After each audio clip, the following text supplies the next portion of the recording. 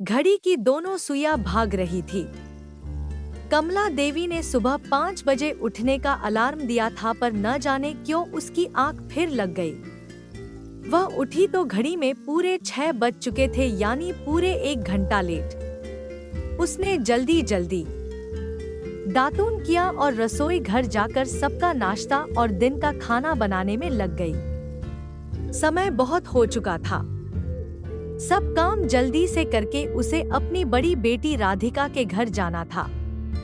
राधिका की डिलीवरी जो होने वाली थी। माँ उस काम के लिए नहीं पहुंचेंगी तो कौन पहुंचेगा।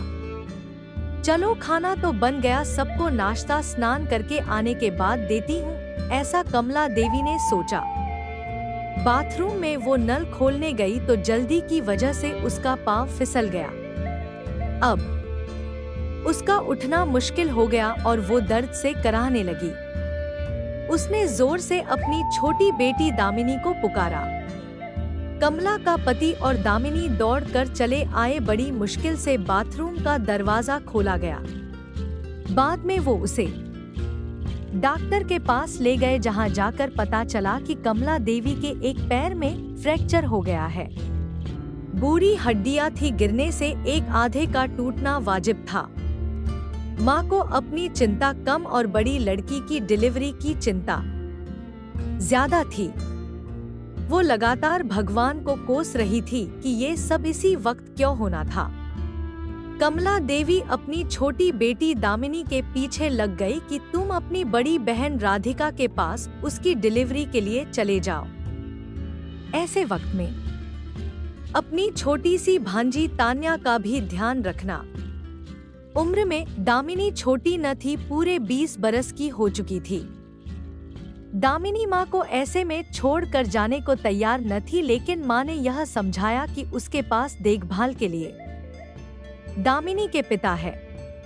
माँ की जिद और बहन की छोटी बच्ची तान्या का ध्यान आते ही वह जाने के लिए राजी हो गई। दामिनी अपनी बहन के यहाँ पहुँच गई। 2-3 दिन बहुत खुशी के बीत गया। साली और जीजू ने जमकर बातें कि वैसे भी वह इकलौती और छोटी साली थी, जिस वजह से उसकी अपने जीजू से बहुत बनती थी। आपस में हंसी मजाक भी खूब होता था। नरेश बहुत अच्छा इंसान था। तान्या भी मौसी के आने से बहुत खुश थी। 3 रोज बाद राधिका को सवेरे 4 बजे अस्पताल जाना पड़ा। राधिका के घर दूसरी गुड़िया ने जन्म लिया। परिवार में सब दूसरी बेटी हो जाने पर भी खुश थे। रात में नरेश को घर आते आते देर हो गई। नरेश मिठाई के साथ बहुत सा सामान लेकर आया। वो साथ में एक आइसक्रीम का छोटा फैमिली पैक भी ले आया था। तब तक तान्या सो चुकी थी। दामिनी ने बड़ी मुश्किल से तान्या को थोड़ा जगाकर आइसक्रीम खिलाई। बाद में जीजू और साली दोनों बिस्तर में ही बैठे बैठे हंसी मजाक करते हुए आइसक्रीम खाने लगे। थोड़ी सी बची हुई आइसक्रीम के लिए दोनों के बीच मजाक मजाक में छीना झपटी होने लगी।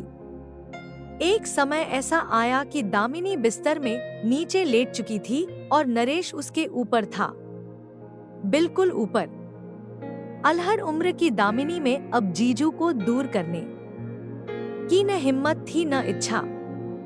जीजू भी अब कमजोर पड़ चुके थे। आखिर वो था तो एक मर्द ही। और बाद में उन दोनों के बीच जो हुआ वो बहुत शर्मनाक था।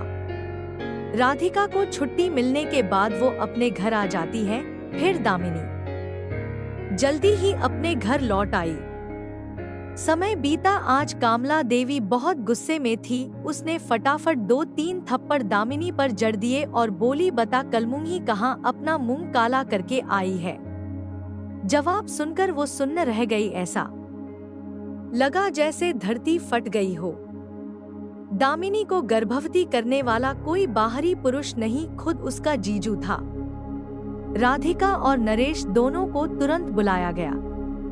राधिका ने नरेश से बहुत झगड़ा किया, लेकिन यह झगड़ा समस्या का हल नहीं था। समस्या का हल गर्भपात था, जिसके लिए दामिनी बिल्कुल राजी न हुई। बहन की इच्छा और उसके होने वाले बच्चे के साथ रिश्ते को ध्यान में रखकर राधिका ने हकीकत को गले लगाने की सोची। वो नरेश का दोषी तो मान रही थी, लेकिन शायद उसकी सजा दामिनी के होने वाले बच्चे को नहीं दे सकती थी। वो उस बच्चे से पिता के नाम का हक भी नहीं छीनना चाहती थी। दोनों बहनों ने सोचा, ऐसे भी तो समुदाय है जहां सौतन मिलकर रहती है, फिर हम प्रेम पूर्वक क्यों नहीं रह सकती। दोनों बहनों ने मिलकर समाज के नियमों को चुनौती दे डाली और राधिका अपनी बहन को नरेश की दूसरी पत्नी के रूप में विवाह कर घर ले आई। साली आधी घरवाली होती है, यह कहावत तो सुनी रखी थी, पर साली पूरी घरवाली बन जाए ऐसा तमाशा तो हकीकत में सुनकर अच्छा नहीं लगता। रिश्तेदारों ने संबंध तोड़ लिए, परिचित अब अपरिचित बनने लगे, वक्त अब आगे बढ़ने लगा। बहनों का जुनून कम न हुआ। वो दो सौतन बहनें अपने पति की खुशी में ही जीने लगी। उन तीनों को किसी पास पड़ोस या समाज वालों की परवाह न थी। वो अपनी जिंदगी में ही खुश थे। दोनों बहनों को अपने पति को बांटने में भी कोई संकोच न था। दोनों बहनें समझदारी से जी रही थी। बाद में दामिनी ने एक सुंदर लड़के को जन्म दिया। तीनों बच्चे अब बड़े होने लग। अब राधिका की बेटियों का दामिनी के बेटे के साथ अक्सर पिता को लेकर झगड़ा होने लगा। दामिनी का बेटा अब करीब 6-7 साल का हो चुका था। एक दिन पिता को लेकर बहनों के साथ झगड़ा इतना बढ़ गया कि उसने अपनी मां दामिनी को कहा कि तुम गंदी हो, और उसके चारित्र को लेकर उसे बहुत कुछ कह दिया। दामिनी यह बातें अपने छोटे से बच्चे के मुंह से सुनकर पूरी तरह टूटकर बिखर गई।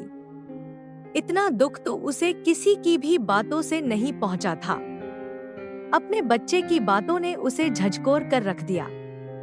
अगले दिन सवेरे पुलिस की गाड़ी नरेश के घर के आगे आकर खड़ी हुई। बेडरूम के पंखे से एक महिला लटकी पड़ी थी। यह दामिनी की लाश थी, जिसे उसके बच्चे ने दामिनी को अपने जीवन में की गई गलती का एहसास दिलाकर यह कदम उठाने पर मजबूर कर दिया था। अब राधिका ने उसके नादान लड़के को अपना पुत्र मानकर गोद में उठा रखा था। जिस तरह भगवान ने सृष्टि की रचना कुछ सिद्धांतों पर की है, ऐसे ही हमारा समाज कुछ नियमों पर आधारित है। यदि हम उन नियमों का पालन नहीं करते तो एक दिन उसका अंत दुखद होता है।